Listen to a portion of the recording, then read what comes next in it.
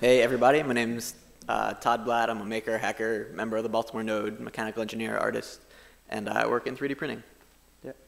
So as a recap from my Ignite Baltimore 2011 talk, what 3D scanning is when you have a physical object and you want to bring it into the computer, so you make like a three-dimensional digital file of a physical object.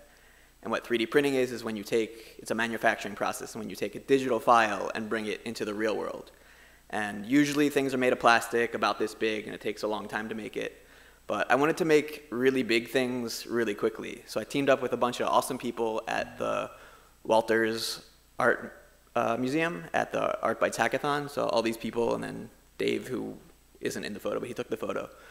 We decided to make a online place for people to go to help work on the same project. So the first two projects we did were George Washington in a toga and Benjamin Franklin. So Ben was a lot smaller, but George Washington's like a larger-than-life sculpture. So we scanned both of them, and then I scaled up the Ben Franklin bust. It's a replica of the original Houdon bust. Scaled it back up so it was the same height as George, and then sliced it into pieces. But since we did that scaling, there were a whole lot of little like real boring internal cube blocks that nobody would want to print. So I deleted those, so Ben is hollow and George is solid. So George ended up being 100 parts about, and Ben's 200 parts. So I sliced it up, and this is what they looked like. We made the parts for Ben a little smaller, so more people could participate.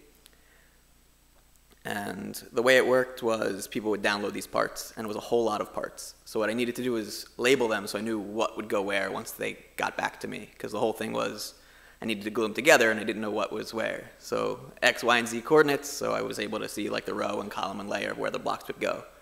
For the first project, for George, we digitally engraved the 3D model with the coordinates, but that took a whole lot of time since we were doing it manually, and we did it all in one weekend. We built this whole system. So for the second project, we had people actually mark it with a Sharpie.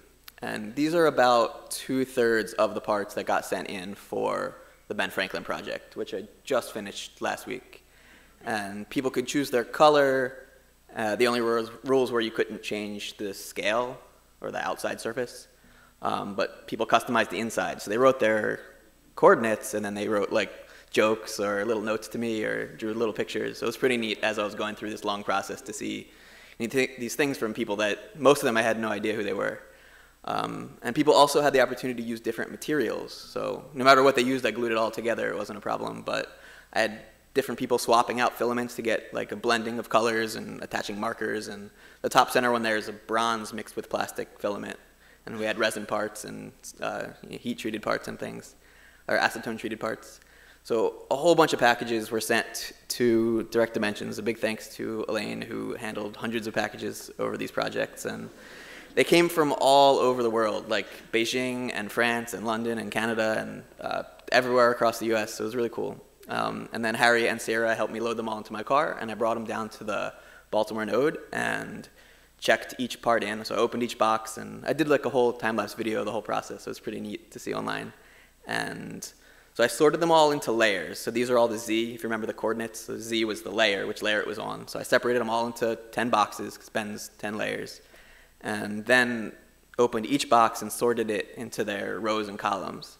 So this is one layer, this is the Z0 layer, so it's at the bottom. And it's, once you get them all laid out, it's still not totally simple because you've got 6 faces per part and you don't know which way it goes, but it gets easier as you go along. So here's all 10 layers of Ben. They're all glued together, and once they were dried, then I just stacked them up, just like a 3D printer prints one layer at a time. I figured, let me do the whole sculpture that way. So after I had the layers, I just stacked and glued them together. And George has traveled all over the country with me. We went to a whole bunch of trade shows and maker fairs and South by Southwest. But Ben, I'm keeping in 2 parts because I can't get it in my car. We're actually leaving tonight to go to the New York Maker Fair. So this is the Silver Spring Maker Fair. It was this past Sunday, and I had both of them on display there.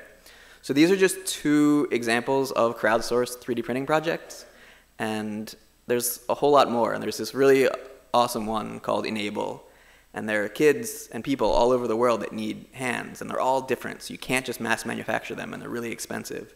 So there's a conference coming up next week in Baltimore. So I forwarded all the people from We the Builders to go to the Enable website and help print out these parts for next Sunday. So they're meeting at Hopkins. Thanks.